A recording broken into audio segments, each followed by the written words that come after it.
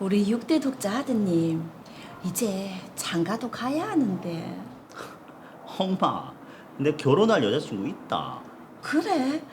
그럼 어서 결혼해서 손자를 낳아야지. 우리 집은 손이 귀한 거 알지? 그럼 여자친구한테도 다 얘기해놨다. 걱정하지 마라. 그때까지만 해도 저는 앞으로 닥칠 엄청난 시련을 알지 못했습니다.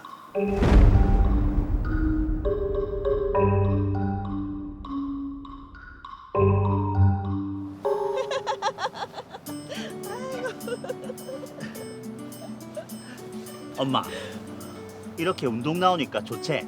그래. 이제 봄 냄새도 나고 공기도 좋네. 그럼 오늘은 가볍게 왕복 한번 할까? 그래. 우리 귀한 아드님 체력 떨어지지 않게 조심하고. 알았어요. 자, 출발! 모자 사이가 굉장히 각별하시네요. 너무 다정한데요.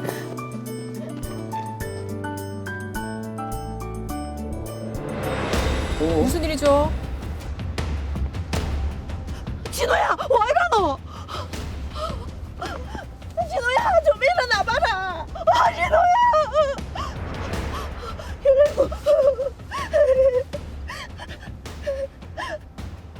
119죠.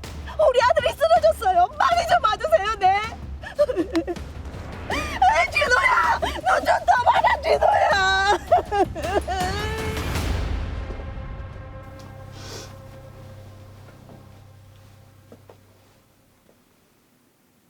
임진호 환자분, 네. 우리 귀한 아들이 왜 쓰러진 건가요? 검사 결과 급성 전골수성 백혈병입니다. 아이고. 백혈병이요? 우리 애가 정말 건강한데 백혈병이라니요. 말도 안 됩니다. 어머님이 상심이 크시죠? 그래도 치료를 하면 나을 수 있으니까 걱정하지 마십시오. 정말 치료만 하면 나을 수 있는 거죠. 쉽지는 않겠지만 희망을 가지시죠. 일단 항암 치료부터 시작해야 됩니다. 치료는 어떻게? 1차 항암 치료는 보통 간해 유도 항암이라고 하는 치료법인데요. 혈액 안에 있는 암세포를 5% 미만으로 떨어뜨리는 게 목표입니다. 혹시 어떤 약을 쓰나요? 우리 애가 6대 독자라 몸이 상하면 안 되거든요. 걱정 마십시오. 건강하게 완치될 수 있도록 저희도 최선을 다하겠습니다. 잘 부탁드리겠습니다.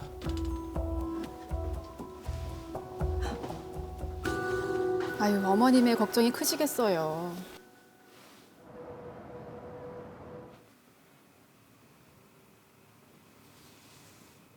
엄마, 나 어떻노? 우리 아들은 모자를 써도 정말 잘생겼네. 머리를 다 밀어서. 괜찮다. 요새는 그것도 패션이다. 나 아픈 사람 같지 않나? 전혀. 아주 건강하고 씩씩한 우리 아들 그대로다. 임진호 환자분 3차까지 항암 잘 마치셨고요. 결과도 좋습니다. 정말요? 선생님 감사합니다. 백혈구 수치도 괜찮고 혈색소나 혈산파도 괜찮습니다. 아이고 선생님 감사합니다. 감사합니다. 퇴원하셔도 될 것 같아요. 그런데 완치 판정도 받고 향후를 위해서 골수 이식을 하시는 건 어떨까요? 골수 이식이요? 네, 골수 이식을 하게 되면 장기 생존에 효과도 있고 아무래도 더 좋을 겁니다. 그럼 당연히 해야지요. 선생님 우리 아들 골수 이식 해주세요. 네, 알겠습니다. 그럼 저희가 준비를 해보겠습니다. 골수 이식 전에 비뇨기과 검사 한번 받으시죠. 비뇨기과는 왜? 골수 이식을 하게 되면 불임 가능성이 높거든요. 모두 다 그런 건 아니지만 만약을 위해서 정자를 보관하시길 추천드립니다. 자세한 건 비뇨기과에서 설명해 주실 거예요. 아, 네. 그럼 6대 독자인 저와 엄마는 골수 이식으로 인한 불임 가능성 때문에 정말 많은 고민을 했습니다.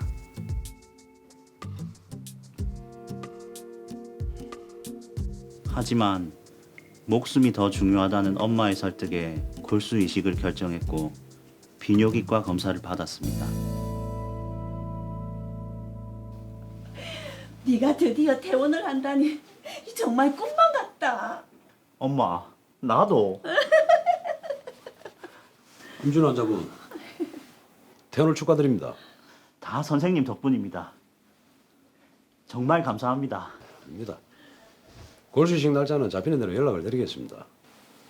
그런데 무증자증인 거 본인 알고 계셨습니까? 무정자증이요? 그게 무슨...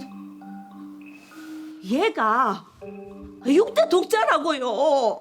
비뇨기과 검사 결과 임진호 씨는 무증자증이라고 나왔습니다.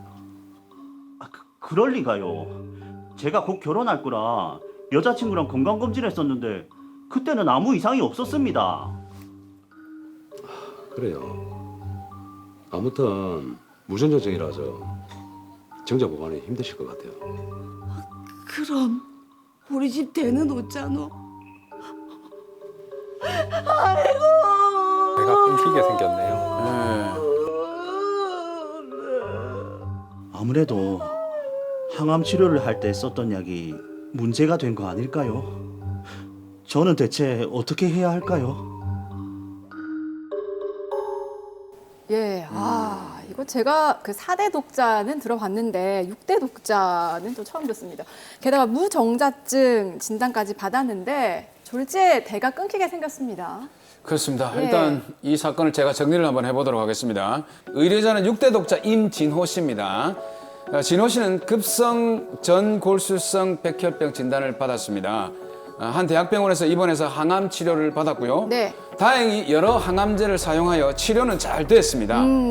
재발 방지를 위해서 골수 이식을 하기로 하면서 생식 기능 장애 가능성 얘기를 듣고 네. 정자 보관을 위해서 검사를 받았습니다.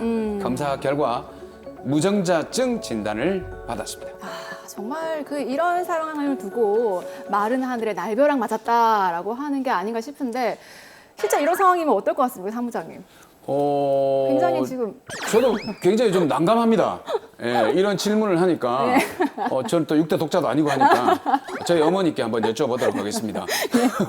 근데 이게 아무래도 항암 치료를 할 때 사용했던 약품 때문이다라는 네. 생각을 하게 되고 이 부작용에 대해서는 얘기를 듣지 못했다.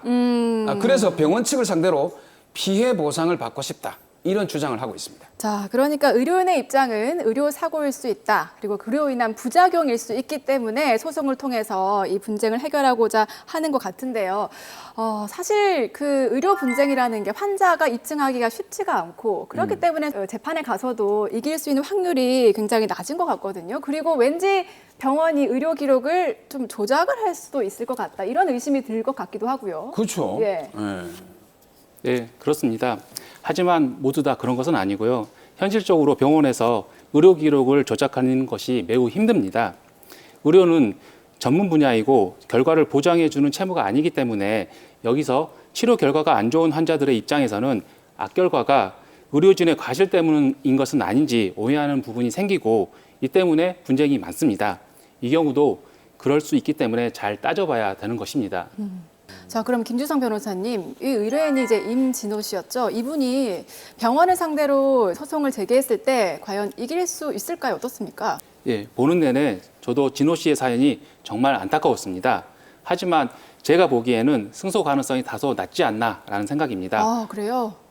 오히려 병원 측에서 보면 상당히 억울해할 만한 사연도 있습니다. 오. 아니 지금 이제 6대 독자에 그러니까요. 무정자증이라면 이게 치명적인 건데 아니 지금 이게 이게 도저히 지금 제가 사무장이 지금 말씀을 못 하셔. 늑대 아니, 부자는 아니시죠? 아니 그게 아니라 예, 예. 왜냐하면 이게 대가 끊긴다는 게 그렇죠, 굉장히 예. 좀 그 엄마 입장에서 들어가 보니까 굉장히 좀 흥분을 하게 되는데 얼마나 화가 나는 일입니까? 이게 왜 승소를 못 하는지 좀 얘기를 좀 해주십시오. 제가 승소 가능성이 낮다고 말씀드린 이유는 먼저 환자가 진단을 받은 급성 전골수성 백혈병이라는 게 빠르게 치료를 하지 않으면 1년 내내 90% 이상이 사망하는 치명적인 질환입니다. 예. 의료진 입장에서는 신속하고 적절하게 항암 치료를 시작하는 것이 중요하지 의학적으로 명확하지도 않는 약품의 부작용을 설명하면서까지 치료를 지체할 이유가 없기 때문입니다.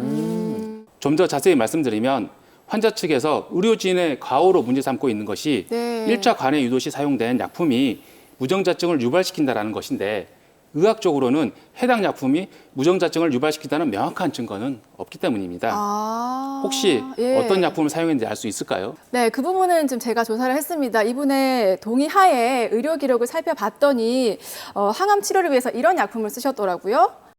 라빈, 도스, 트론 이거를 사용했더라고요. 네, 그렇다면 혹시 이 약품을 사용할 때 임진호 씨가 다른 부작용이 있을 수 있다. 이런 설명은 듣지 못한 건가요? 일단 임진호 씨 얘기로는 그 당시에는 듣지 못했다고 얘기를 하고요. 부작용에 대해서 들은 것은 골수 이식을 위해서 검사를 하기 전에 들었고 네. 이때는 정자 보관이 가능하다고 해서 비뇨기과 검사를 받았다고 합니다. 그러니까 이게 사실 사전에 어떠한 뭐 설명을 듣지 못했기 때문에 누가 봐도 임진호 씨가 유리한 정황 아닙니까? 네, 꼭 그렇다고 볼 수는 없습니다. 왜 그렇습니까? 제가 이와 유사한 사건들을 담당했던 적이 있었는데요. 그때 상황과 비교해서 얘기를 좀 설명을 드리겠습니다. 유사 사건의 경우에는 네. 제1심 판결과 항소심 판결이 서로 엇갈렸고 대법원은 항소심을 지지해 주었습니다. 예. 쟁점은 제1차 관해 유도 시 사용된 라빈, 도스의 의약품 설명서에 성선에 대한 영향을 고려한다라는 부분이 있는데 네. 과연 그러한 문구가 무정자증을 유발시키는 직접적 인과관계가 될 수 있는지가 쟁점이었습니다. 그래서 법원이 판단을 어떻게 내렸습니까? 네, 제1심은 성선에 영향을 줄 수 있다라는 것은 생식기에 직접적인 영향을 준다라는 말로 이해를 했고 네. 이를 무정자증에 대한 인과관계까지 인정을 하였습니다. 예. 하지만 2심은 성선에 대한 영향을 줄 수 있다라는 것이 그야말로 영향만을 줄 뿐이지 직접적으로 무정자증을 유발시킨다고 보지는 않았습니다. 일반적으로 항암제 중 팩스, 톡신과 같은 알키라 약제의 경우에는 무정자증을 유발시키지만 이 사건에서 임진호 씨가 처방받은 비알키라 약제는 무정자증을 유발시키지 않는다라는 것이 지배적인 견해입니다. 네. 그렇기 때문에 병원은 1차 관해 유도 시 알키라 약제를 사용할 때는 무정자증에 대한 설명을 하지 않았던 것이고 알키라 약제를 사용할 때는 무정자증 발생에 대한 설명을 하였던 것입니다. 자, 그러니까 항암제로 사용한 약품들은 무정자증의 가능성이 보고되지 않았기 때문에 의사도 환자에게 설명할 의무가 없다 이렇게 좀 해석을 하면 되는 건가요? 네, 그렇습니다. 만약 의뢰인이 부작용인데 그동안 뭐 증명된 게 아니지 않냐 이렇게 주장을 한다면 이거 어떻게 봐야 됩니까? 앞서 말씀드린 것처럼 급성 전골수성 백혈병은 치료하지 않으면 1년 내에 90%가 사망하는 치명적인 질환입니다. 네. 의료진이 치명적인 질환의 치료에 앞서 의학적으로 명확하지 않는 부작용을 일일이 설명하면서까지 환자에 대한 정자 보건을 먼저 시도해서 치료 시기를 놓쳤다면 오히려 그러한 치료 시기 지체가 의료 과부가 아닐까 저희는 그렇게 생각을 하고 있습니다. 만일 치료 개시 전에 정자 보관을 의뢰하였다면 환자로서는 정자 보관을 하였을지는 모르겠지만 치료에는 실패해서 사망하였을 가능성도 있습니다. 그렇기 때문에 의학적으로 명확하지도 않는 부작용을 일일이 설명하는 것이 무조건 옳은 것은 아닙니다. 의료 분쟁 같은 경우에는 굉장히 심심찮게 일어나는데 환자 측 입장에서 이걸 대비해서 미리 좀 챙겨야 될 거라든지 분쟁이 딱 일어났을 때 뭐부터 챙기는 게 좋을지 이걸 좀 얘기를 좀 해주시죠. 예. 의료사고가 발생했을 때는 환자 측 입장과 병원 측 입장이 정반대이므로 네. 환자 측 입장에서는 잘 준비를 해야 됩니다. 먼저 환자 측 입장에서는 의료사고가 발생됐다, 그런 의심이 든다라고 한다 그러면 제일 먼저 진료기록부 확보가 우선입니다. 예. 진료기록부는 단순히 의사가 작성한 것뿐만 아니라 간호기록지, 각종의 검사, 그리고 수술기록지, 그리고 영상 자료들을 모두 다 확보를 해서 의료 과오가 있는지 여부에 대한 판단을 해야 되는 거고요. 네. 그리고 진료기록부 확보는 신속하게 해야 됩니다. 변조나 추가 기재의 위험이 있기 때문에 네. 나중에 그 진료 기록부를 확보하는 것은 그 당시의 상황을 정확하게 설명해 주지 못할 수가 있습니다. 그리고 최근에 문제되고 있는 병원 내 CCTV 확보, 예. 수술실에 CCTV가 간혹 설치되어 있는 경우도 있습니다. 그런 CCTV가 설치되어 있는 것을 확인한다 그러면 즉시 확보를 하는 게 가장 중요합니다. 그럼 환자가 병원에 진료 기록부를 달라고 했을 때 병원에서는 줘야 할 의무가 있는 건가요? 바로 줘야 되겠 네, 그렇습니다. 환자는 진료 기록부를 달라고 할 수 있는 권리가 있는 거고 예. 만일에 병원이 이걸 거부한다라고 예. 한다면 형사처벌하도록 돼 있습니다. 아. 그렇기 때문에 진료 기록부는 즉시 달라고 하는 거고 예. 만일에 병원에서 갖은 이유를 대서 거부한다라고 한다 그러면 즉시 수사기관에 수사를 의뢰하는 게 좋습니다. 자, 이게 의료사고는 사실 누군가의 또 생명, 또 인생에 걸린 문제이기 때문에 정말 분쟁을 할 때도 고민을 좀 더 하고 또 고민을 해야 된다는 생각이 드네요. 네, 맞습니다. 의료사고라는 것이 환자나 의사 모두 피해자인 사건입니다. 예. 어느 누가 어느 누구를 상해한 사건이 아닙니다. 환자 입장에서는 치료 결과에 대해서 불만이고 의료진 입장에서는 최선을 다해서 진료를 했는데 결과가 안 좋아서 억울할 것입니다. 그렇기 때문에 의료사고는 서로 악감정을 가지고 다투기보다는 원만히 조정하는 것이 최선이라고 생각을 하고 있습니다. 2019년 5월 달부터 부산에서도 의료분쟁조정중재원이 들어선 것으로 알고 있습니다. 네. 이러한 조정센터를 이용하는 것이 가장 좋은 해결책이 아닐까 싶습니다. 근데 이게 의료 분쟁 조정 중재원. 네. 여기를 이용하게 되면 좀 분쟁 절차가 좀 신속하게 진행이 되나요? 어떻습니까?